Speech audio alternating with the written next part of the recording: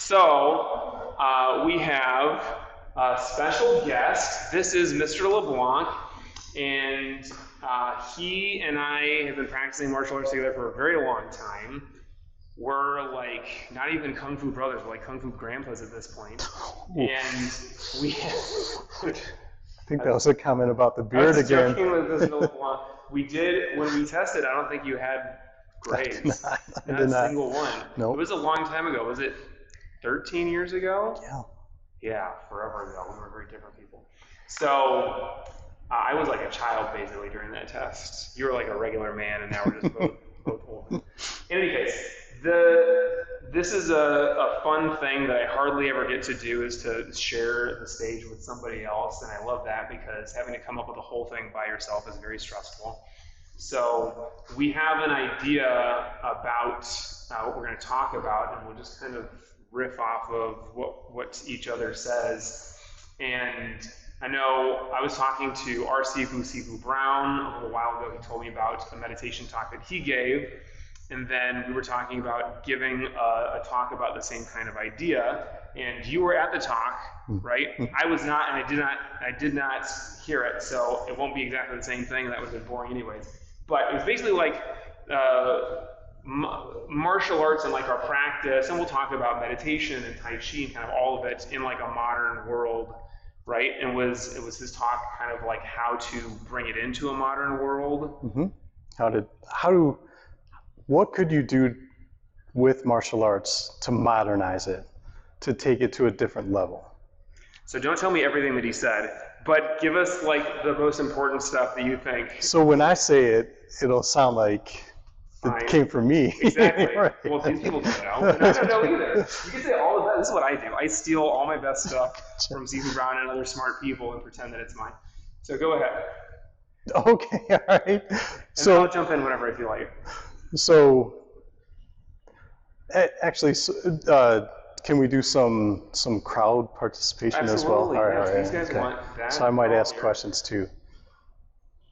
So when you think about martial arts, it's very old practice. And Sifu had this question of, well, what could you do? What could you add to it? What could we add to it now to modernize it in a way, to bring it into the next century? Is it something that, in terms of the practice, or the students, what would you have them do first? That kind of thing.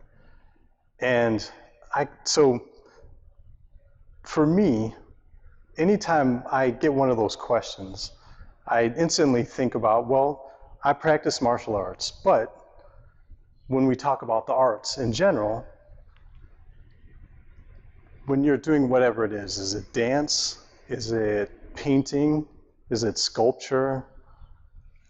Is it putting together a play, making a movie? That art for the artist is a way that they can transform themselves. And when you think about martial arts as an art, right? If you just stop at the word martial, that's not what I'm interested in. I'm interested in martial arts. So when I start to think about it that way, I'll compare it to painting, or I'll compare it to sculpture. And if you start to think about painting, well, there's a medium, right? There's the colors, there's the paint, there's the canvas, there's your technique that you're doing, the people that you learn the art from, and where you take it as an expression of your own art. And painting has been modernized in a lot of ways, right? The colors that we had 1,000 years ago, the pigments, the brushes, the canvas, all of those things have been modernized in a lot of ways. And when you look at it, it's the tools that you use to express your art. So if I follow that train of thought, what's your tool that you have that you're using when you're expressing martial arts? Crowd participation. Anyone want to jump in? Your body. I would say presence. If you're present with it, then it's always modern. Okay, I like that. She just did the whole time. There you go. Can No, just repeat what they I, said. okay, so the presence, yeah, the else? presence, your emotions. Yes, sir. I think Bruce Lee once said we need more emotional contact. Less anger, more emotional content. That's right. I love that movie. A great piece You of have one? art. Just You're ready to jump in? confusing us. I'll give one. Yes. Wait, so we said almost everything already, but I think I think what you are using is kind of like your soul, or like your very your being, your essence. And that's what you're pointing to. Of like art is like what is touching, and also like touched by like the deepest part of us. And I like to point out when we talk about how old martial arts is, it's even older than us. It's fighting is very old. I mean, fighting has been around since the first. Since people. Even before that, like the first amoeba just killed another amoeba. But it's very old. But right, for sure, people have been fighting for forever. But martial arts is like an internal practice with meditation. All that is over 1,500 years, and it's not just because it looks cool, although it often does. And it's not just because it gets you in great shape. It's because of the meditation and the internal part of the practice, because of the way that it like touches us so deeply that it's been around. So not to ruin the flow of what we're getting at, but I just wanted to interject that. Go ahead. No, that was perfect. Thank you. So what you're saying is also perfect. Oh, thanks. So as I thought about it, because that's what a good talk does, right? You kind of hear that on a Thursday night, and then you got like the whole weekend. And as you're driving through the desert. As you're driving through the desert, as you are fighting for your life in Death Valley. I've got a whole story there. But I'm not here all week, so we'll keep it short.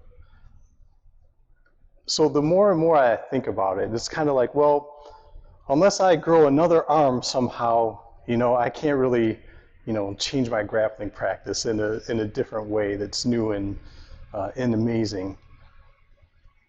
But as we take those elements of it, right? Okay, your body. Can you modernize the human body and still be human? I don't know. We're kind of close to Silicon Valley, and I think people there might have a different answer. At least when Musk gets his chip inside, you're not going to have to think about the grappling technique that you're doing, Thai. You're just going to know 1,000 of them right away. Oh, well, that again, another great movie. I Know Kung Fu. Oh yeah, The Matrix. That's right. We'll just download that, right? So as you think about those elements of the practice, can they really be modernized? Can we take them to a different or a new direction? And my very first thought was, well, no, you can't do it, because then we stop being human. It stops being a human art that we're expressing our humanity. But if we really know these elements of this art, if we know all these different things that we work on, that we transform and therefore become transformed through, we could find different ways of practicing, different things that we can do. Like, where do you start with this art? So on your very first day, does everyone remember their first day? I do. I remember my first day practicing, and the couple dojos that I practiced at, I remember that very first day. And I think back to that, and it's like, well, what could I have changed, say, to help me grow within this art and to transform myself faster, better, more efficiently, right? That's kind of what everyone wants. And I'm not sure that I can necessarily have done anything specifically different or a different technique, because I kind of heard everything I needed to hear on that first day. So you guys have heard about the 5 ways of becoming great at the martial arts, right? Some of these guys haven't. Some of these guys are only here for meditation. Okay. But yeah. Well, I'm not going to tell you. Oh, really? No. That's right. You have to come into a kung fu. You have to come to a kung fu. You can tell them if you want to. No. I might tell them to do that. There you go. That you can jump off from there. Great. Okay. Look. But I want to jump ahead. Fine. If I can Please. jump into those. Your very first day, you hear about meditating, right? If you study with Sifu Brown, if you study with Sifu Scott, this is one of the very first things that comes up. If you walk into the lobby of the dojo and you start to read some of the titles in those books, what's the same word you see in almost every title? You open it up and you look at the description. What is that book talking about? Now, my very first day, I heard that, and I heard about meditation. But did I go home and start meditating right away to get ready for next class? No. But, I mean, I'd practiced before. I had a nice old black belt from karate, and I thought I knew something. And I thought, that's nice and all, and I appreciate that. I kind of like this new school. I kind of like this teacher. And I don't think I thought about it for a couple days until the very next class. And then guess what I heard? What's something you should be doing? We're going to be doing this every class? Oh, no. Well, the first thing you do, literally in class, is bow and then meditate, and that's it. And yeah, what I did the first time I ever meditated was in class at Sifu Brown School. And I was like, what is this? I've never just sat still For this breathed. long, yeah. Yeah, maybe ever. Wait, go ahead. I think, and I talked to Sifu Brown about this, I think it wasn't until Green Sash that I was meditating regularly every day. Because of the threat of the test, right? It takes a while to sink in. It takes a little bit of time before you start to really say, yeah, this is the practice. This is such a key part of it. I don't want to embarrass you, sir, but I meditated every day after the first class that I went. Wait, that's not true. That's not true. That's not true. I went to the first class, and then I was like, this seems like it's going to be very time-consuming. So I didn't come back for 3 months. And then after I did my second first class, then I meditated every day. Okay. No, that's not true. When I went to my first meditation class, my first one of these classes, then I meditated every day. But that was like the first week that I was there. But in any case, you're right. Not everybody does that. Most people don't. Continue. So there's your kind of regular students. That's right. And then there's the advanced class. That's right. That's right. And it took me some time. And if I think back and I can say, what would I do to like transform the art or modernize it in a sense to bring it into the century? I would take it back actually to the basics of where it started, but you would absolutely not be able to shirk that for a couple of years. That daily practice would be absolutely, there's that meditation at the start of class to kind of get things going. But you going home and meditating every day, making that a part of your life, if I could change how I started my practice, that's what I would change. I love this answer so much. This is the opposite of what I thought anybody would say about this. The thing you would do to modernize it is to go back and do the most ancient part of it first, and to force people to do it. Force them. Technology somehow. There would be some technology, a meditation monitor. I got a gift from a student once that was like a thing that goes on your head and it reads your brain waves and it tells you when you're meditating and when you're not, and it plays like sounds from your phone when your brain is too busy to tell you to be quiet. But I think this is absolutely wonderful. And for those of you who don't know this, like the legend of the Shaolin Temple, this is where the monks were sitting and meditating and copying sutras and doing like lots of monk stuff when Bodhidharma, who is this stern-looking fellow who looks at the mats disapprovingly, like everything you're doing is garbage.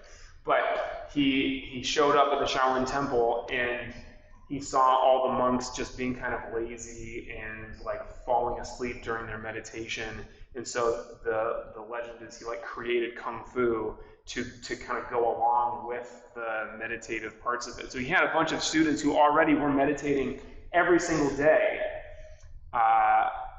And I assume he didn't need to force them to do it, but probably at some point somebody had to force them.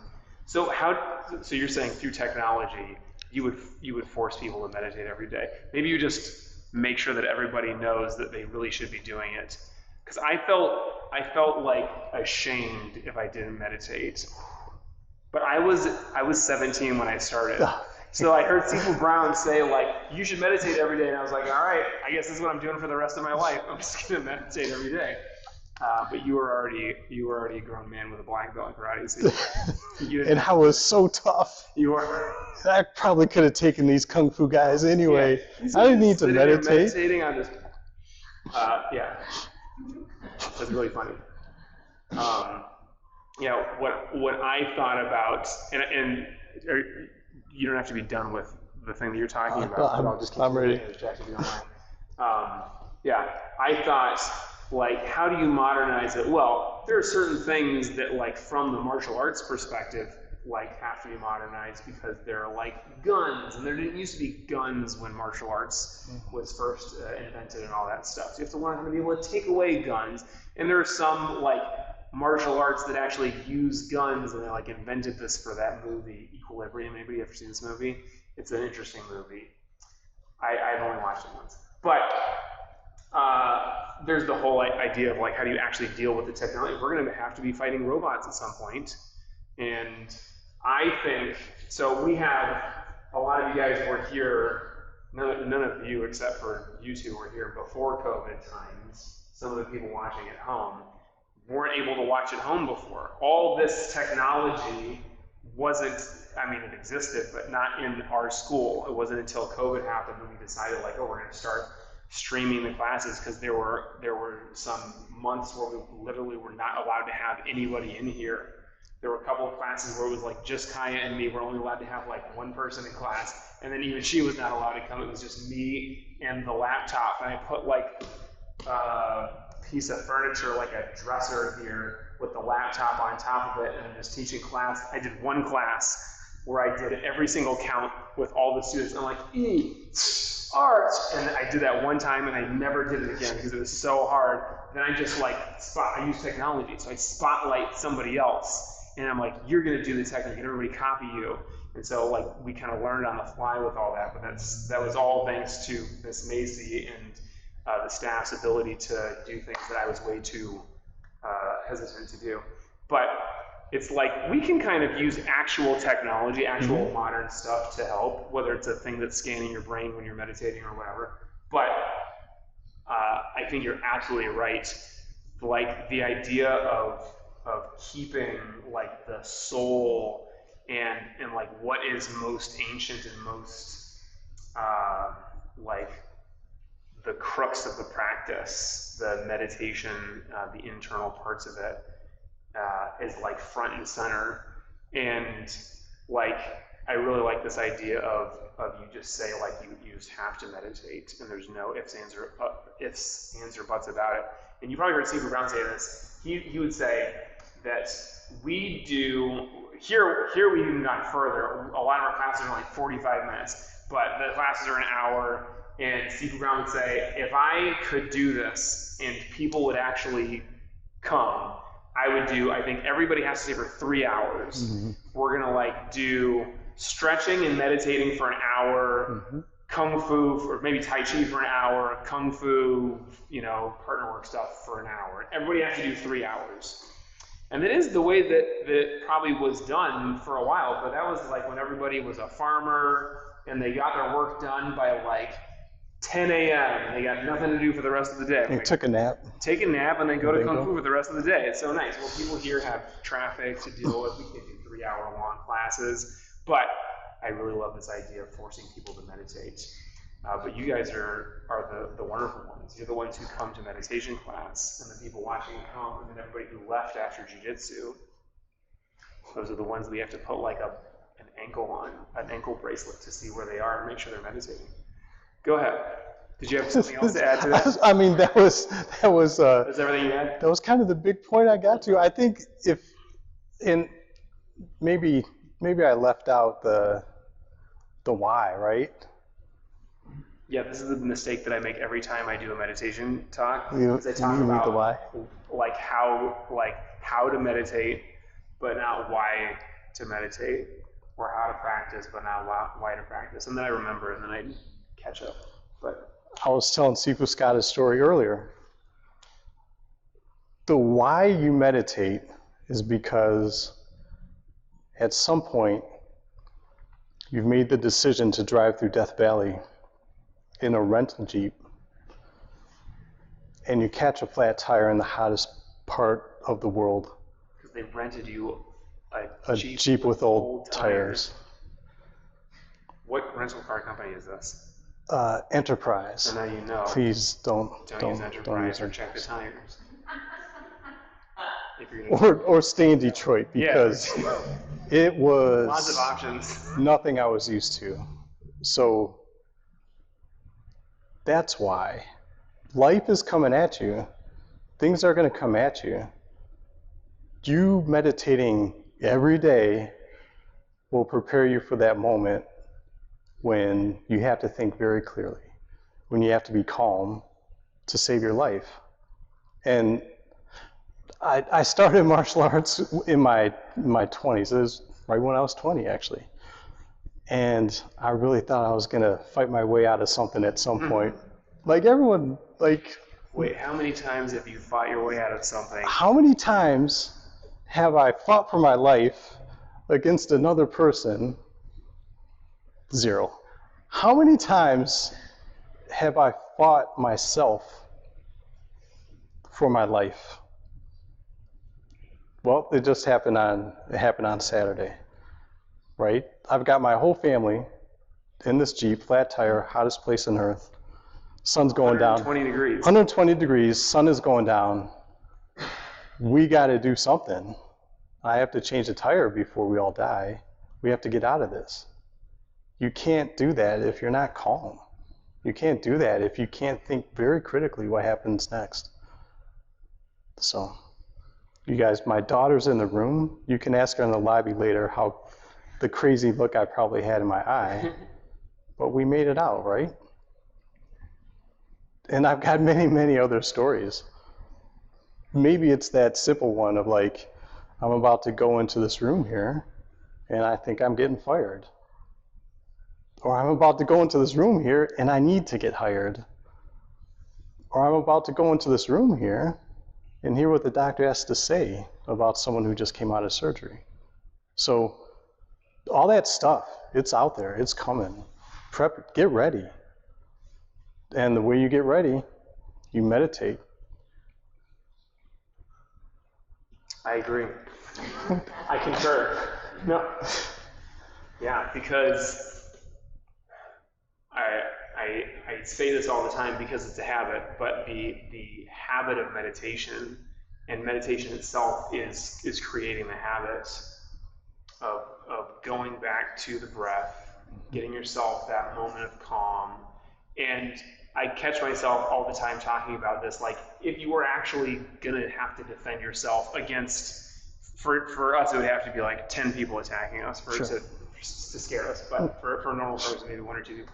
But so, like you're getting attacked and you're like, you don't have time to sit and meditate, but you have time to go back to like a moment of the breath. Mm-hmm. And because you've practiced doing that so many times in meditation, it kind of brings you into the moment and has you totally centered and rooted. And while that is, for me also, 0 times that I've had to fight for my life against a person, absolutely like the way that it goes with so much of life, because things like fly out of nowhere at us. And, you know, there are times where you certainly can look back and recognize like, thank God I spent so much time creating the habit of going back to the breath and creating the habit of being able to let go of that part of me that's so afraid and really wants to freak out.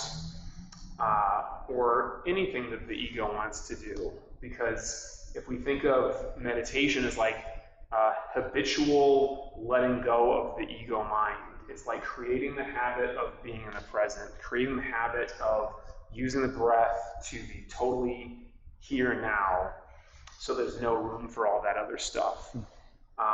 And then sometimes you can be in a deadly situation and things are happening so fast that the ego doesn't even have time to show up. But usually it's not like that. I can think of one time, because in Detroit we had snow, and I was driving to the airport once, and you know those rumble strips on the side of the road? They were covered with snow, and I just barely went into one, and my car got sucked into the rumble strips. And I ended up overcorrecting in the snow, ended up doing a 360 like donut across 4 lanes of a highway. And super luckily, there was nobody else on the road, because it was, I don't know, 6 or 7 in the morning. But in that moment, I was like, I wasn't even thinking I'm going to die. That happened after the car stopped. And then I was like, I'm going to die now, because the car stopped in the middle of the freeway. But I looked and I was like, wow, just slowly just pull back on the lane. It's so nice. But those moments where you're pulled into the present so completely, that's what this wall scroll says. It says Mushin, which in the context of martial arts and meditation means no mind, like you're so present and so focused that there's no room for everything else. And it is, I think, very fortunate for us that most of us in life don't get too many of those times where it's like right now you're sucked into that mindset, because if you're not, you're going to die. But we do get every once in a while that, and then more often we'll get like, well, my brain is now convinced that I'm going to die, and I actually will if I'm not able to let go of this. And then every day we get times where there's no life or death situation. It's just, it is life or death, because life is happening in this moment, and we're either here for it or we're not. And so meditation is like the practice of creating the habit of actually living and being here for it, rather than just allowing life to kind of pass by, even if it's not as dramatic as almost dying with your whole family in the desert. If it's just like, I'm driving home and I turn on the radio and I just zone out for the rest of the drive, and I'm just not paying attention. And I get home and I was like, I don't remember what songs I just heard or what they said on the podcast. It was like I just was teleported here, and I just lost that 10 minutes of my life. And how many times can you do that before you've just lost a majority of your life to mindlessness? So that's all that meditation is literally saving your life and figuratively saving your life every day. Sound right? I agree. That's why we should make everybody do it. And that's why we're going to do it right now. That's actually the end of this talk. I'll take this. Thank you, sir. All right. So everybody sit comfortably, and I will spend a minute or two going over some ideas for sitting and meditating. So I personally basically always sit kneeling in Seizan like this, but if sitting cross-legged is comfortable for you, go for it. If you are going to sit on a cushion on your knees, I do suggest you flip it on its side, because it'll be a little more comfortable without having your knees super spread out. And flip it like this. So right now it's like an Oreo that's laying on a table. Go exactly like that. Good. Okay. But you don't have to do it that way. If it's not comfortable, don't do it that way. So what is important is that your knees are not sticking up above your hips. If your knees stick up above your hips, then you will get, your legs will fall asleep. And then instead of meditating, you'll just be sitting there in pain as you get those pins and needles. If you absolutely have to move during meditation, do it quickly and quietly, and just, try to get into a solid position where you don't need to move anymore. For the rest of your body, also very important. So you want your spine to be straight. So in meditation, you're generally going to just focus on rolling your shoulders back and then relaxing them. So you don't want to have your shoulders forced back. You just do a nice roll and relax, and then having your chin parallel to the ground. If you're looking forward like this, you're going to tend to like actually be falling forward, but also you're going to be tending to fall asleep and not have good oxygen flow. So chin parallel. And Moktok, close your eyes. Your eyes are going to be gently raised up. And there are lots of different styles of meditation with different positions of the eyes. Some people actually keep their eyes open. Some styles are looking down with the eyes closed. But we like to have the eyes closed and turned up gently because this does help keep us awake. And it is kind of associated with a raised consciousness rather than if your eyes are looking straight ahead, which is like an everyday consciousness, or if your eyes are looking down, which might lead you to sleep again. And from here, we'll take a couple of deep breaths together. So I do like to start my meditations, especially on my own, with a few breaths as a breathing exercise, which is different from actually meditating. So we'll start with all the breath out, and then breathe in through the nose. We'll breathe in for about 4 or 5 seconds, hold it at the top for a few seconds, and then exhale. Make sure you're breathing always in through the nose. Hold at the top, and then out through the nose or the mouth. Make sure you're breathing from the belly.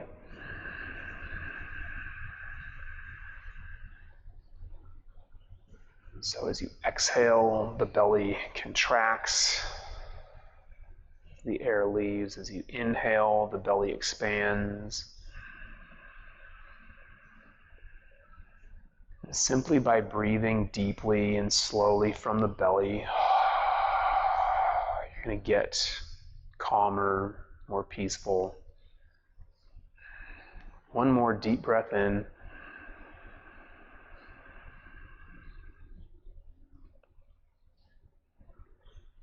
And now finish with a double exhalation.